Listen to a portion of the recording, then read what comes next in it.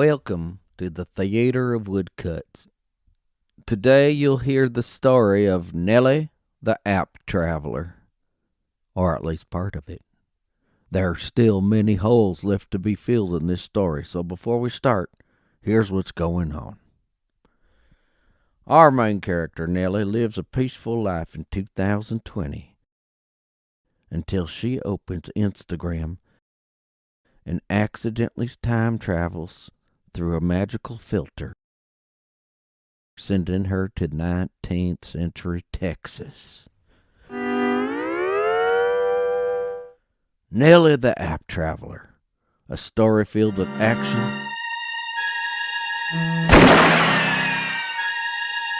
mystery, romance, cowboys, and apps, coming to your screen in 2022. Anyhow, here's a couple of scenes. Enjoy.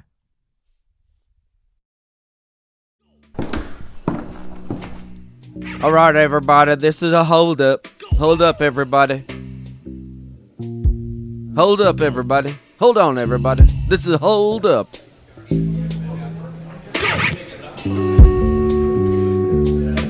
Very good.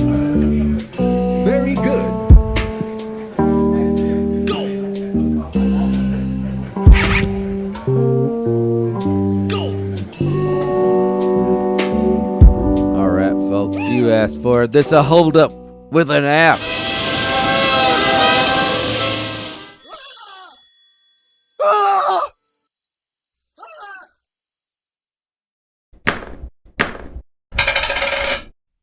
That's it? I didn't come here for chicken feed. Where's the money teller? Sorry, fella, but most of the people around here are poor cowpokes. Ain't much money in the safe these days, I tell you. Things sure are different now. I remember when my folks went to California for the app rush some 50 years ago. What a swell time they had. They'd wake up with the sun and the apps came flowing from the river straight to their bare hands. You should try your luck around there, I tell you. Ain't nothing but dust and sun in Texas. Reminds me of that poet who once said, Texas is a land where there are more cows and less butter. Well, he sure was right. Shut up, old timer. Ain't got time for that. If there ain't no money, how am I going to get by this month? Shucks!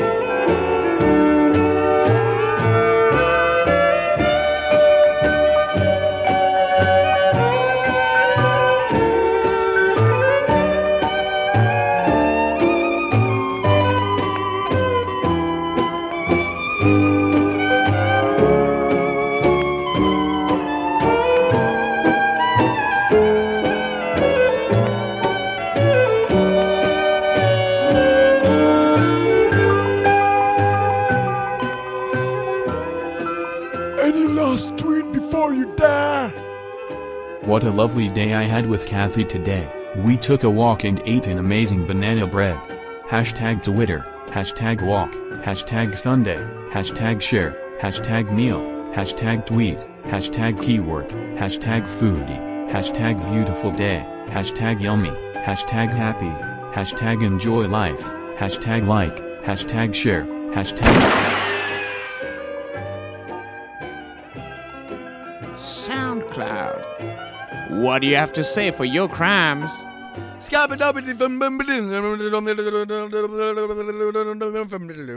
I'm the scat man.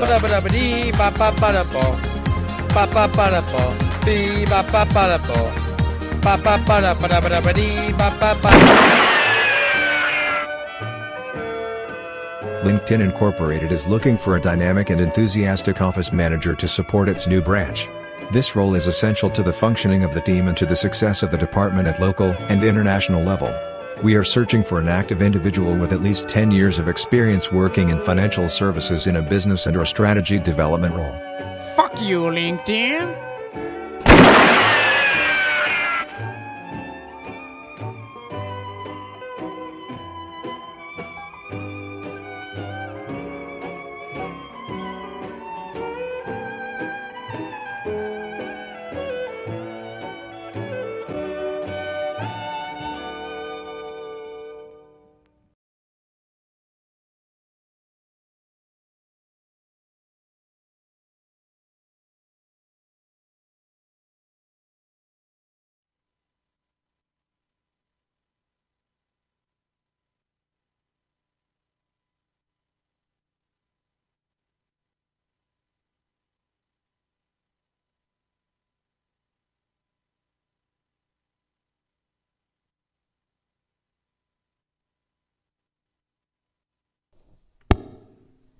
Okay, good. You tell me when you're good. I need to perform for you and for the camera a little bit, and for people in the audience. A bit dark. Okay. Well, thank you everyone for being here, whoever is in the audience and on the stream. It's been an interesting, really wonderful experience to be here in Brussels. Thank you, Alexander, Pimpant, Jules, for being amazing hosts. And the students that participated in the workshop, I was really grateful to work with all of you.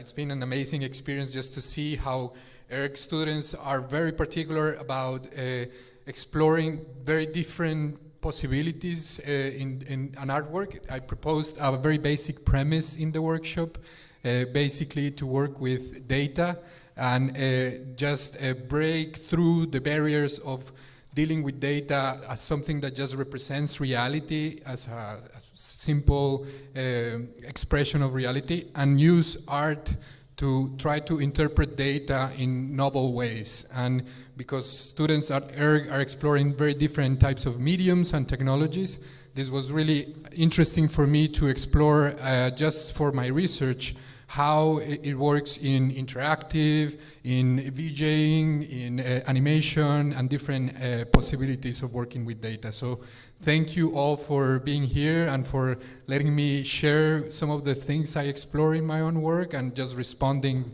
very well to this simple premise. So a big round of applause to start to all of the workshop participants.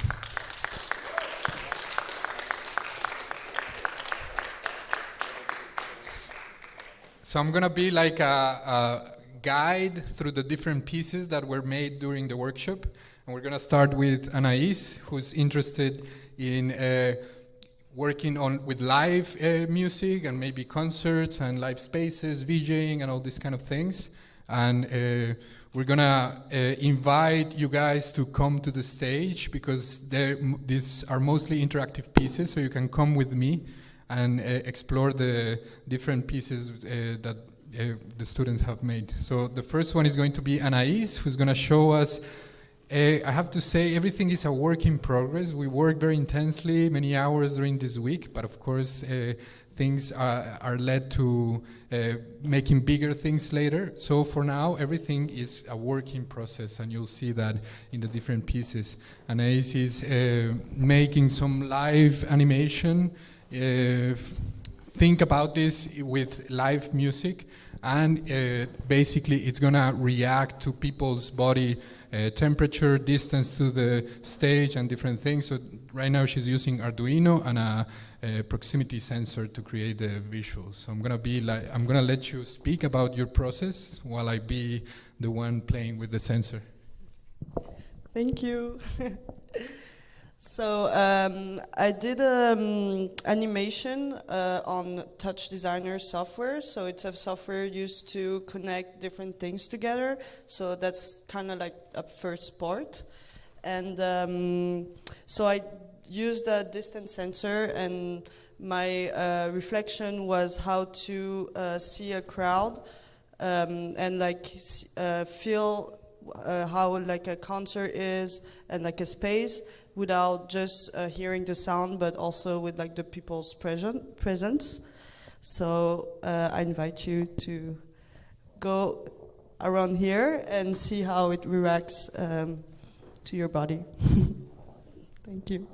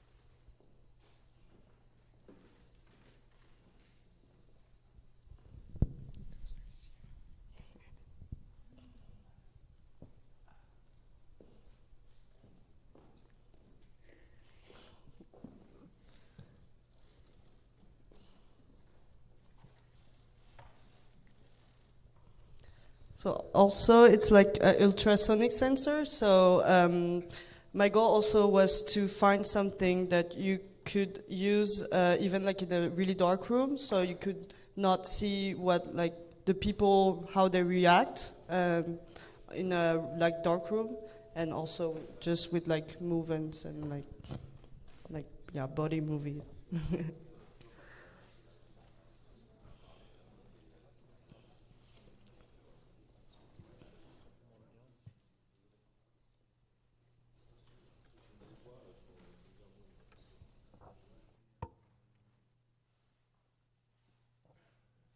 So yeah, ça marche plus?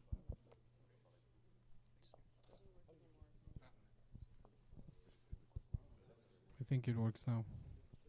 Yeah, thank you, Anaïs. I think it's a very interesting way of engaging people in the performance. Also, you are creating all these things with your body when you're in a concert, so moving that into the actual experience of the concert, it's a very good avenue. So I look forward to see what you do with these technologies. Thank you, Anaïs. Round of applause for Anaïs. Now we're gonna see, are you guys ready? Sohel and Orson work on together. They made a piece in Unity, and basically this is another approach to working with data. In Anaïs' piece, we saw data being produced in real time. In your case, it's a more of an intellectual process of thinking, gathering data and then thinking about it to create a fantasy with it. So maybe you can explain what you did with the data. So we did wanted to produce an experience with the data, and we translate a data from another. Our project is based on space traveling and all the fantasy around being able to go around the space. And so we did notice that space is a thing with a very large scale that that is difficult for a human to understand the distance between places around the universe. So we tried to represent the distance otherly by choosing to let people hear music around their trip, and so all the thing is based on the game, that reference distance between the spaces in the universe with the amount of music that you will be needed to listen if you want to listen to music all along your trip. So the idea isn't to travel around space, but more to represent the distance in space by using by represent it by the amount of CDs that you will be that it will be necessary to listen to all from the beginning to the end, and so that makes yes. Est-ce que tu veux dire quelque chose peut-être? Yeah, and the funny thing is like he told about all the music. It's a space that shows how much music you have to like bring with you in space if you want to travel during all the journey. But there's no music in the. We didn't have time to put music in the game. So yeah, just launch. Okay, the mouse is not plugged in.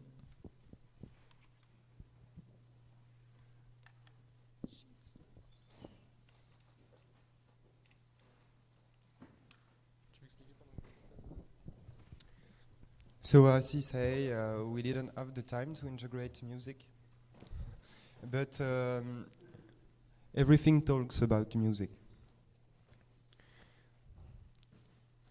So we are in this space with this CD player and these boxes, and the idea is that the distance is represented by the amount of CDs that it will be representing if you are listening to music all around your trip.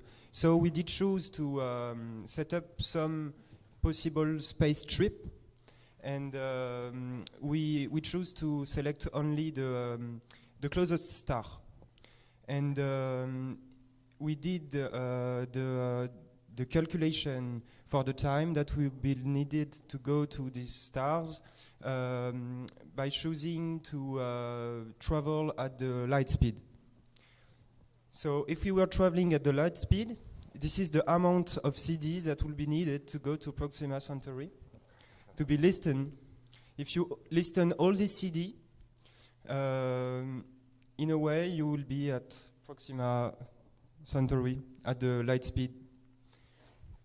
So we can like travel in this piece, in this space where CDs spawn, and everything is generated procedurally. The other idea that we weren't able to integrate because of time is that every minute that plays, the CDs disappear while the time is passing. So if we were letting the computer run for like 1 year, there will be no CDs anymore.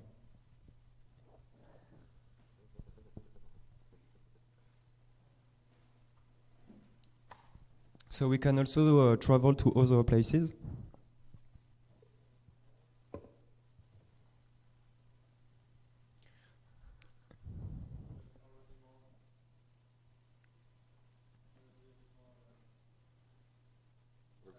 This makes a lot of CDs. Each CD contains like 10 tracks, and each track is about 3 minutes and 30 seconds. So, and each pile is 1,000 CDs. So it's a lot of CDs. And that's like, here are we've just seen the 2 closest stars to our solar system, and it's for a space scale, this is really, really close. And also it's at light speed, which isn't really realist. Like it's not doable for now.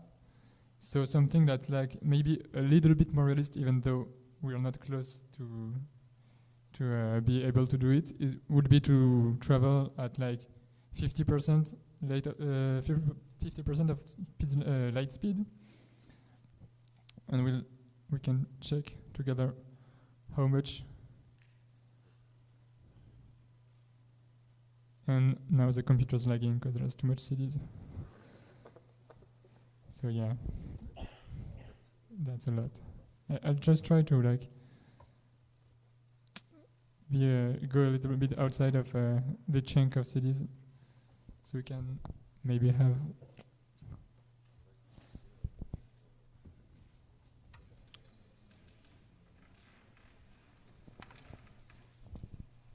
I think this is, we had a lot of fun just speculating about these numbers, how they measure in these distances.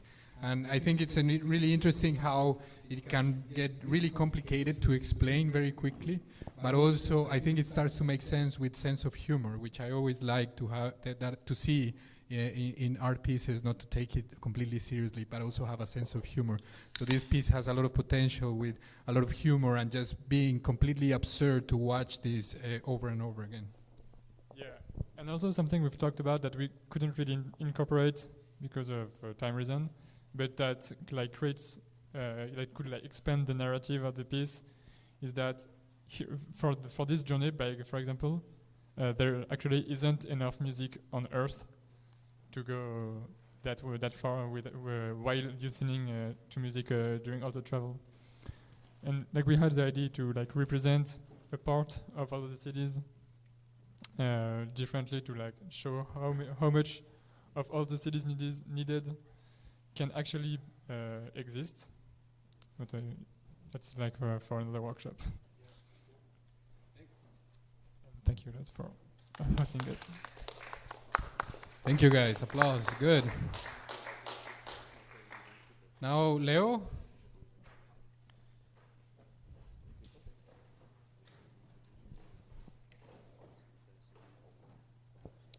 So I think we need to move the camera. Can you go back here all the way?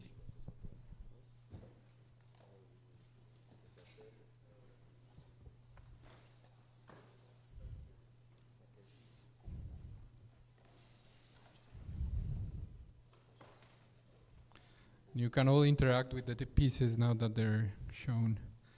So here we have Leo, who obsessively work over a huge database of birds, and we would talk every day about birds and look at their colors and be fascinated with these amazing pictures. And then I think that's really what's really interesting about your process is that you are researching something without necessarily having like a specific objective. You just play with the material over and over again until you start to find patterns that only make sense in artistic practice, not in scientific methodology. So I think I really enjoy working with you on this piece. Maybe you can explain how was that you started and what you're doing right now? So at the beginning of this project, there is something else that I made last year. That was to make like a very, very big database of images of birds. I have like 250 millones images of birds. And when I gathered all of this, I didn't know at all what I wanted to do with that. So I thought like it was the perfect opportunity to try to do something. So maybe we will film the screen a little bit.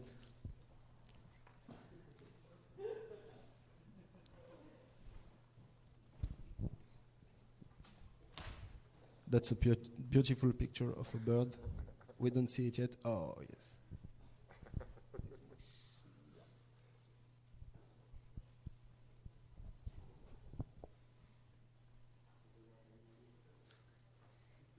So all of this is not. These are not my pictures. I would like to, but it's not the case. Here we see my computer.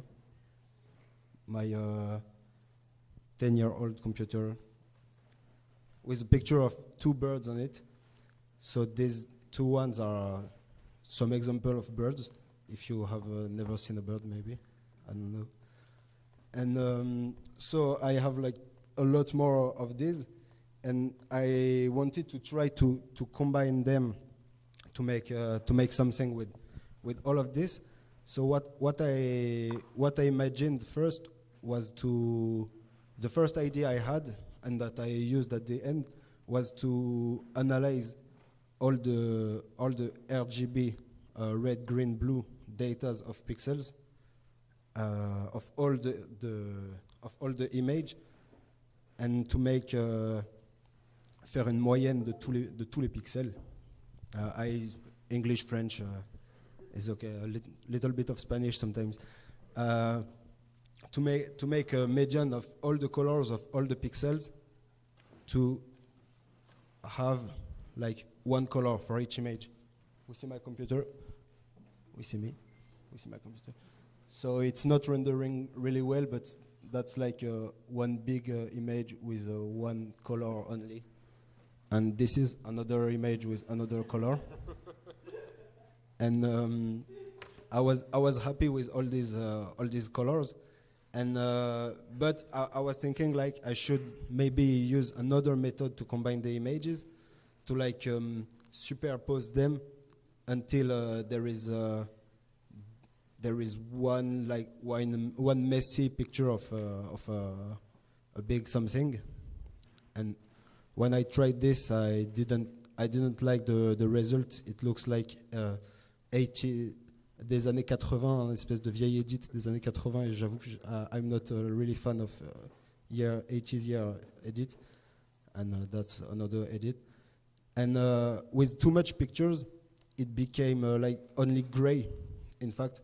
And so I was telling myself that if this is made with 12 pictures and this is already almost only gray thing, so I think with too much pictures it only becomes like this. So I stopped working with that idea because I didn't have confidence in it.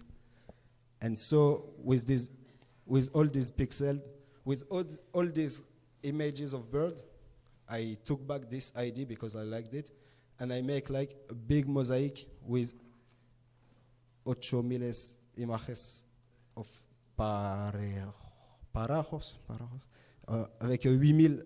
Here is 8,000 images of birds in like one big mosaic, and I was telling myself like, okay, that's a really good mosaic, and I need to do something with it.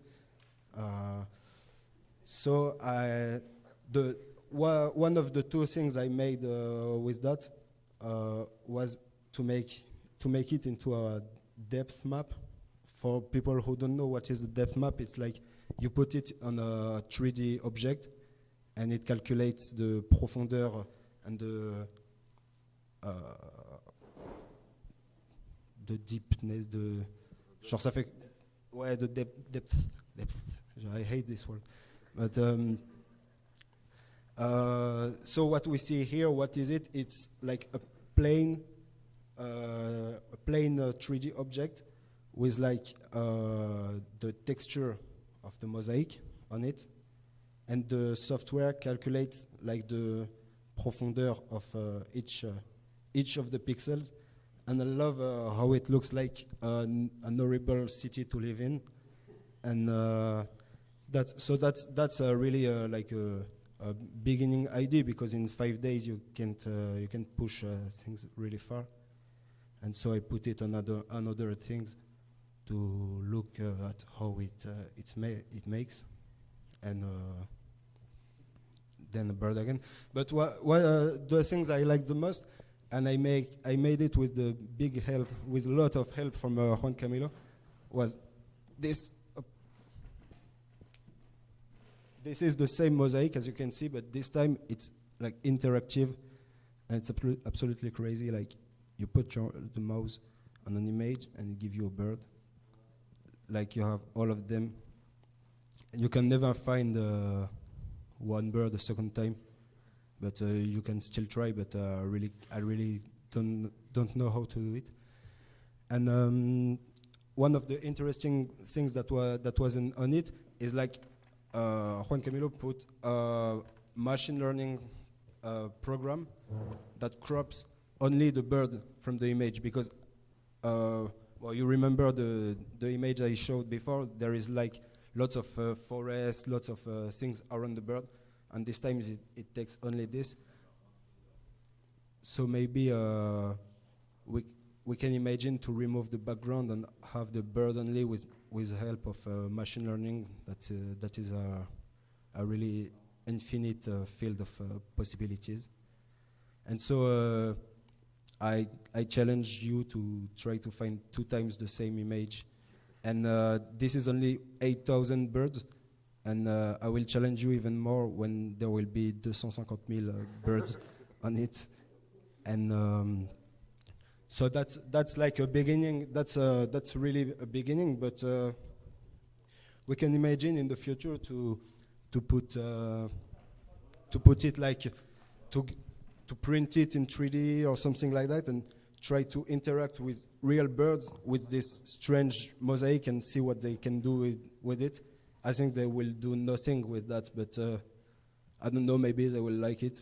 If I put food in it or what, I can make a bird shank or something like that they will hang out in, and that would be great, I think. And we can also imagine to make it with other things. Like if you don't like birds, you can still try with dogs or cars. If you are car people, you can do things with car. I'm not especially a car people, but if you are bus people or plane people, you can do it with whatever you want, and that's great. And that's something I want to explore. And I'm happy to have found this thing with you. So gracias por todo, para todos. Big round of applause. Yeah, your work can be completely absurd, but at some point when you insist so much on something without knowing, just fascinated with it, you end up making sense of it. I see the 3D things, and it doesn't make any sense, but it makes sense, and I like that in your approximation to the data. You don't respect it, but you are treating it with a lot of effort and work, so good job. Thank you. Who's next? We have Max and Mónica.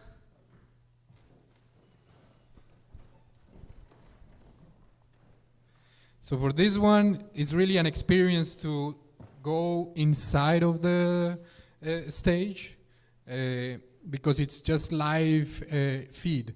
In this case, Max is a real gadget guy. He has a lot of toys and tools he plays with the real-time signal. And he transformed the signal that comes in through the camera into these spectacular spaces that are completely wild. So you can see the results in this small monitor, what's happening live on the stage. And if you go into the stage, you can actually experience through your body the whole installation. So Max, you want to explain a little bit what you're working on? I think the best thing is that maybe people just go around and check by themselves, and that we broadcast maybe the monitor. But basically it's an installation where you have a big screen that is kind of translucid, and you can basically the cameras film with 2 projections on the screen that goes they are mixing themselves up, and it kind of messes with the X, Y, Z axis of your body, and it like interact a lot with video. Et voilà.